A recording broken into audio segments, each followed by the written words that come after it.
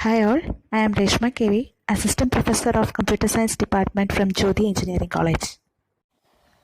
Hi all, here we have to focus on the k-means method, which is the first method in the partition algorithm. We all know that the different categorization of the clustering algorithm is discussed about. The first method is the partitioning method. In the partitioning method, we have the first method. There are two methods, are the k-means and the k-methods. In the first method is the k-mean algorithm. Here, the partitioning method itself is known as a given a database. We have to partition that given database with n tuples into the k partitions or the k clusters. So this is the partitioning algorithm. So depending on that, the first method is the k-means algorithm. K-means itself, we know that the mean value is calculated for the as a center. Okay, so the centroid based technique, k-means algorithm or k-means method is also known as a centroid based method. Centroid, which indicates that the mean value of a particular cluster. So here the given k which indicates the number of clusters we have to indicate it, we have to specify. So here the first method is to partition the object into k non-empty subset. After that, assigning each object to a particular cluster, then we have to calculate the mean value. Then again we have to take another point, then checking the similarity between the cluster points with the cluster seed points or the cluster mean value with the given object. After that, which one is the most similar, that similarity, depending on the similarity measure, we have to assigning that object to a particular cluster. So similarity means we are calculating, how to calculate the similarity means we are calculating the distance. We know that different distance measures have to be studied.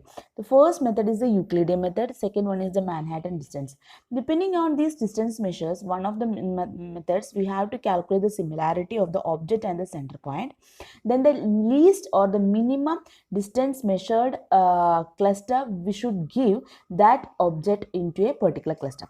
So this is the nearest seed point, assigning each object to the cluster with the nearest seed point. After assigning that particular seed point nearest to a particular cluster, we have to recalculate the mean value. Then only the next object have to be checked. Okay, this is the k-means algorithm. So as an algorithm wise, the k-means algorithm for partitioning, where each cluster center is represented by the mean value of the object in the cluster. Okay, the k-means algorithm for partitioning, each cluster center is represented by the mean value of the object in the cluster. So the input here given as the D is the data set which containing the n objects, and the K the number of clusters we have to give. Then the output we should get as a set of K clusters, in the K clusters which contains the data objects or the data tuples. The method is arbitrarily choose the k objects from the database as the initial cluster centers. We have to choose some objects, or some objects is considered as the initial center points of the k clusters. After that, assigning each object to a particular cluster to which the object is the most similar. It is based on the mean value of the object in the cluster. Depending upon the mean value as well as the newest object, then the similarity is taken by the using the distance measures. After getting the lowest distance measure value, that object is assigning to a particular cluster. Then update the cluster mean, that is recalculate the mean value of the object for each cluster. Every cluster we have to recalculate the mean value. After that, again we have to take the another object until all the objects have to be taken in the particular data set. After that, we have to repeat these steps. Iterations have to be repeated until there is no change. There is no change in the cluster items. This is the termination condition. Then advantage is it is relatively scalable as well as efficient in the large databases.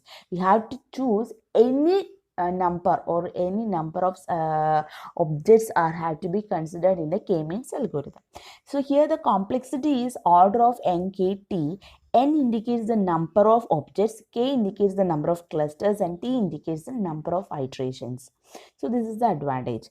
Disadvantages means can apply only when the mean of a cluster is defined. That means we have to specify the value of the clusters. How many clusters are have to be required particular partitioning method. User have to be specified that K clusters.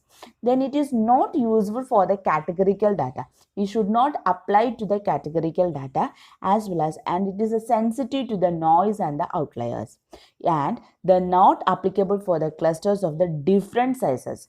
It is a large data size is applicable for the k-means algorithm if the cluster or the data object is a different sizes, different variations are the cannot apply for that. Okay, this is the disadvantage. So we have to apply these k-means algorithm to a categorical data. For that there are different variations are there. The first variation is the number of clusters and the find an initial clustering is identified by using an hierarchical agglomeratory algorithm. After using this hierarchical agglomeratory algorithm, we have to use an iterative relocation to improve the clustering. So this is the first method. By using this, we have to choose or we have to apply this k-means algorithm for the categorical data also.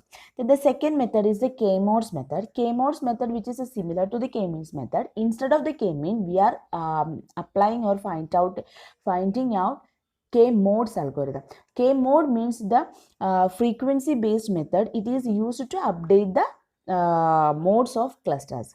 Here the k-mods algorithm or k-mods method is used for the can deal with the categorical data also.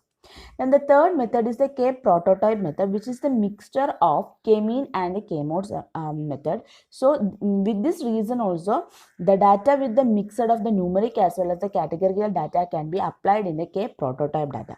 The fourth variation is the expectation maximization algorithm. It is assigning each object to a cluster according to a weight. Weight is assigning to every object. So depending upon a weight, we are assigning each object to a particular cluster.